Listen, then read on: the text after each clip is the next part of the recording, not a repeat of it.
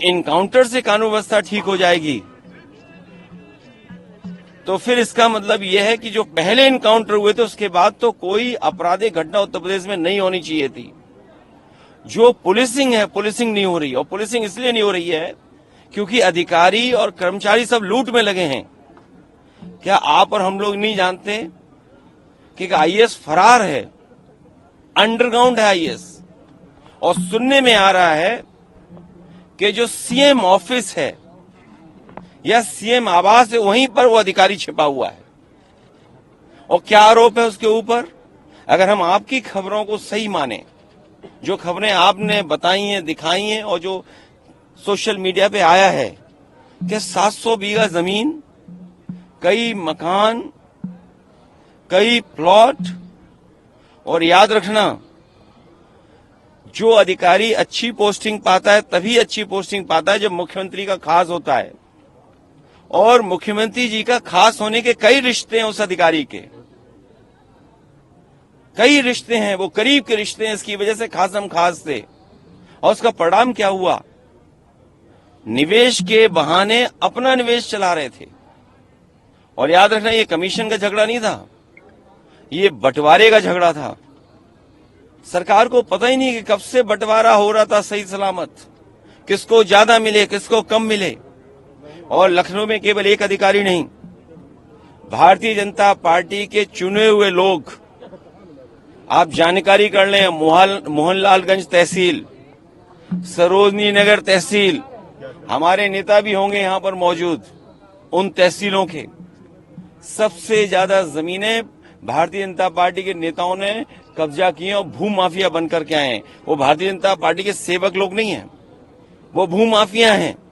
आगरा में उन्हीं का विधायक क्या आरोप लगा रहा है, गाजियाबाद में उन्हीं का विधायक सोचिए क्या आरोप लगा रहा है खुलेआम, और कह रहा है कि अगर दूध पिया हो, पता नहीं किसके दूध पीने की बात कर रहे हैं, किसने किसका पिया दूध। सोचिए आप, ये हालत उत्तर प्रदेश की।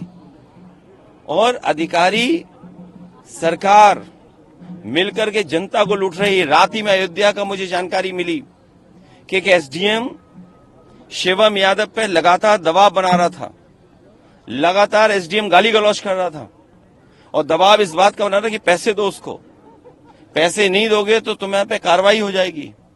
और सुनने में आ रहा है कि उस एसडीएम ने इतना परेशान किया कि उसके बाल तक कटवा दिए सर के, और अब उसकी जान चली गई है। कौन है इसके लिए दोषी? ये सरकार में बैठे हुए लोग करप्ट हैं, जो जीरो टॉलरेंस की बात कर रहे थे करप्शन के लिए, लॉ एंड ऑर्डर के लिए। ये एग्जाम्पल कम है, ये एग्जाम्पल कम है क्या? कांग्रेस पार्टी के सांसद है बाराबंकी से तनुज पुरी, उन्होंने कहा कि 2027 में समाजवादी पार्टी के साथ बसपा भी अगर साथ आ जाएगी तो चीजें और बेहतर हो जाएंगी, ऐसा कांग्रेस पार्टी मानती है। ये जो मुख्यमंत्री योगी जी हैं, ये कपड़े पहनने से योगी नहीं हो सकते। कोई भी कपड़ा पहन ले, हम सब कपड़े पहन ले, आप पहन ले कपड़े, वो जो लाइन से हमारा पत्रकार साथी हटा रहा है, ये बताइए आईएएस गायब है, वो पूछिए ना आप।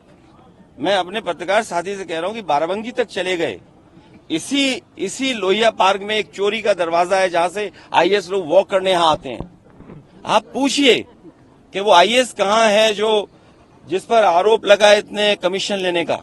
और आपको तो ये पूछना चाहिए कि करप्शन कितना बड़ा था। आप क्यों नहीं पूछते हो? आप पूछिए, आईएएस का नाम लीजिए और ये कहिए, अगर सवाल ना आता हो तो सवाल हम करें आपसे, और वो सवाल आप मुझसे करो। मैं कहता हूं कि आप ये कहिए कि भारतीय जनता पार्टी की जीरो टॉलरेंस की जो पॉलिसी थी, आखिरकार एक आईएएस पकड़ने के बाद वो जीरो टॉलरेंस पॉलिसी कहां है? मैं चाहता हूं कि आप ये सवाल मुझसे पूछो। मैं आपसे चाहता हूं ये सवाल पूछो आप। 2 दिन पहले एक आईएएस के ऊपर कार्रवाई हुई, कार्रवाई पर आप क्या कहेंगे? देखिए पत्रकार साथी, बिको मत, कार्रवाई नहीं हुई है, ये कार्रवाई नहीं हुई है। आप सवाल ये पूछिए कि जिस आईएएस ने कमीशन लिया वो कमीशन कहां तक जाता था, और उसके साथ साथ एक बात और पूछिए, आपके बगल के प्रदेश में 50 करोड़ रुपया पकड़ा गया था किसी के यहाँ। चलिए, मैं नहीं कहता हूं, मैं आप ही से कहता हूं कि आप ये बताओ वो किस आईएएस पर आरोप लग रहा था। मैं आपको 1000 रुपए इनाम दूंगा सर। वो रुपया कहाँ तक जाता है जो आप कह रहे हैं? अगर हमारा पत्रकार साथी ये जिस पे आरोप लग रहा था, मैं नहीं कहता हूं, मैं आपकी बात कह रहा हूं ना, कि भाई वो पकड़ा गया, उस पर जांच हो गई, तो मैं आपसे कहता हूं हम सब समाजवादी लोग मिलकर के इस पत्रकार साथियों को 1000 रुपए इनाम देंगे सब लोग। सर ये तो कह रहे हैं कि 8 साल बेमिसाल। सर रामजी सुमन ने जो बयान दिया उसको लेकर के माफी मांगने के लिए कहा जा रहा है। इसलिए मैं मजबूरी समझ सकता हूं। मैं इसका बुरा मत मानिए। मैं अपने पत्रकार साथियों को कहता हूं इस बात का बुरा मत मानिए। इसलिए बुरा मत मानिए कि बेरोजगारी बड़े पैमाने पर है। मैं भी आपकी तकलीफ परेशानी को समझ सकता हूं कि अगर नौकरी छूट गई तो नौकरी कहीं मिलेगी नहीं, और क्योंकि नौकरी का संकट है, नौकरी का इतना बड़ा संकट है कि अगर आपकी हमारी किसी की नौकरी चली जाए तो नौकरी नहीं मिल सकती दोबारा।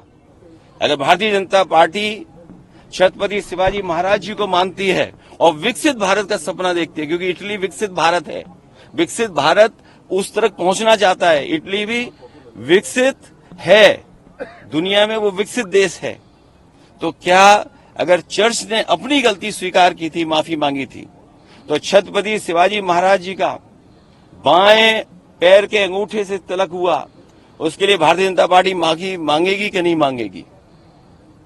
सर भाजपा कह रही है 8 साल बेमिसाल उत्तर प्रदेश में। क्यों जाते हो 8 साल? क्यों 8 साल जाते? एक हफ्ते का हिसाब किताब देख लो बीजेपी का। विधायक के कपड़े फाड़ दिए, विधायक के पुलिस ने कपड़े फाड़ दिए, और पुलिस और कमिश्नर को क्या कहा विधायक ने कि अगर दूध पिया हो तो आ जाओ, छू के दिखा दो। यही तो कहा ना विधायक ने। विधायक ने क्या कहा? विधायक ने ये कहा कि अगर कमिश्नर ने दूध पिया हो तो बता दो, सामने सीने पे गोली मार के दिखा दो। एक विधायक ने क्या कहा आगरा के, क्या भ्रष्टाचार है। फतेहपुर में बीजेपी का नेता बीजेपी पे आरोप लगा रहा है कि इन पे कई 100 बीघा जमीन है, डंपर है, और मुख्यमंत्री, सोचो एक हफ्ते की परिस्थितियां देखिए आप क्या होती हैं कि मुख्यमंत्री के अपने खासम खास अधिकारी के खिलाफ एफआईआर और जांच का आदेश देना पड़ा।